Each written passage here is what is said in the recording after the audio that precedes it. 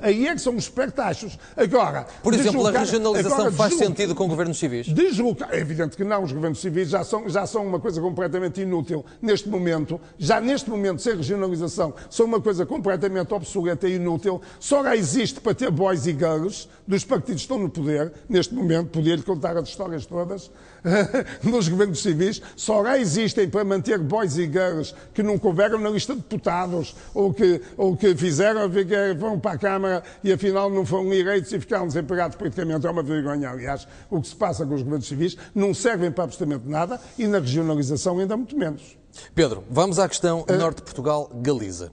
É uma questão bastante pertinente, parece-me a mim. Bruxelas, a Comissão Europeia, vê-nos efetivamente como uma euro-região, portanto é algo que não é muito falado, pelo menos neste termo, no nosso país, é um pouco no norte, mas no país não é muito, mas efetivamente Bruxelas vê-nos como uma euro-região. Eu próprio já constatei isso na Comissão Europeia e no Parlamento Europeu. No entanto, há aqui grandes, ou deveria haver, grandes ligações estratégicas, não só humanas, mas também empresariais, que são defendidas não só por entidades do Norte, mas também por entidades galegas, inclusive pela própria Junta da Galiza, mas há limitações burocráticas que se devem, mais uma vez, a Lisboa. Como é que se ultrapassa isso?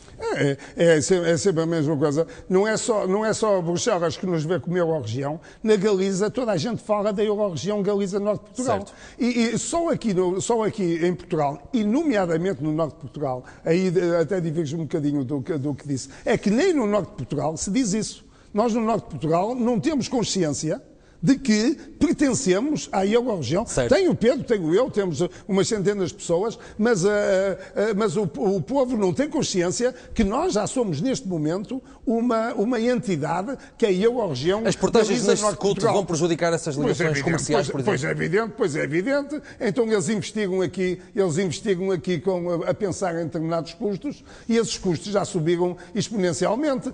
Tínhamos um fluxo de turismo imenso aqui para o Porto, que já está desviado, que até parece que é de propósito, parece que estão com inveja do crescimento que o Porto estava a ter em termos de turismo. É evidente que a relação entre o Norte de Portugal e a Galiza é uma relação fundamental, mas a Galiza tem um presidente. Sim. Seja ele de direita, seja de esquerda, seja de centro, agora o Feijó, antes foi o não sei quantos, tem um presidente. E o Norte de Portugal tem um presidente da CCD. Nós temos 86 presidentes de Câmara. E o presidente da CCD?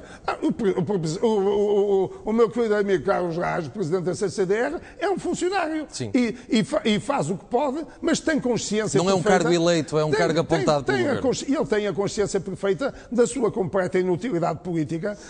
Ele tem consciência perfeita disso. Pedro Batista, deixa-me fazer-lhe uma última pergunta, porque já estamos no final. Mas também é pena nestes 86 presidentes de Câmara não haver nenhum que queira assumir o protagonismo de liderar projetos e ser uma voz do Norte. Mas então já agora, deixa-me fazer-lhe uma pergunta muito rápida. Aliás, há uma que ainda lhe quero fazer, mas esta tem que ser mesmo rápida, que tem a ver com o que acabou de dizer.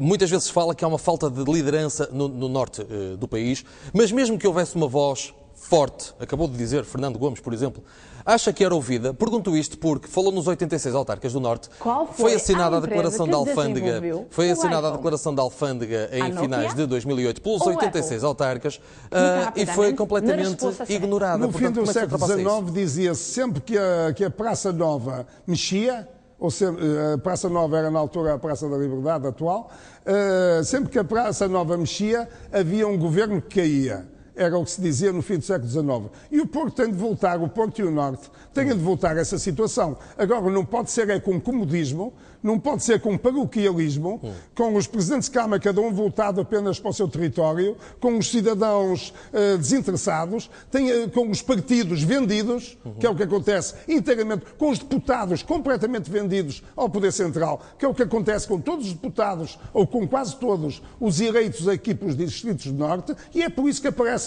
o Partido do Norte. O Partido do Norte aparece exatamente para levantar as pessoas em relação a isto, para dar uma volta à situação, para conseguirmos dar um novo grande desenvolvimento ao Norte e assim conseguirmos salvar e relançar o país. Porque já sabemos que a crise do país Pedro Batista, para terminar, e esta é mesmo a última pergunta, com as políticas que estão a ser levadas no nosso país, e também não sabemos qual vai ser o futuro próximo relacionado, obviamente, com a Troika, corremos o risco de perdermos infraestruturas que são atualmente ricas e que podem potenciar a região, como é o caso do aeroporto Francisco Sá Carneiro, como é o caso do Porto de Leixões. Corremos o risco de perder esse potencial? Resposta curta.